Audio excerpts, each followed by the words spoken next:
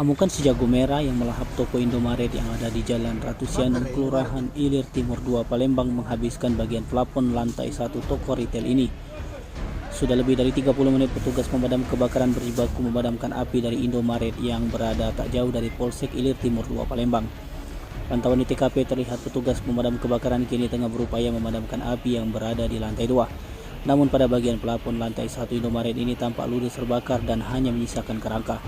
Sejumlah produk dan terpanjang di etalase juga terpanggang karena tidak dapat diselamatkan. Saksi yang berada di TKP, Fahrudin, mengatakan menyebut api pertama muncul dari plafon lantai 1 dan tiba-tiba mengeluarkan api. Terlihat petugas kepolisian dan TNI sempat tengah berjaga di area TKP lantaran banyaknya warga yang berkerumun menyaksikan proses pemadam kebakaran. Saat ini tengah berbelanja di TKP tersebut, dia juga mengaku terkejut dengan langsung keluar menyelamatkan diri. Seperti diberitakan sebelumnya, kebakaran terjadi di toko retail Indomaret yang ada di Jalan Ratu Sianung, Kelurahan Sungai Buah, Kecamatan Ilir Timur 2, Palembang.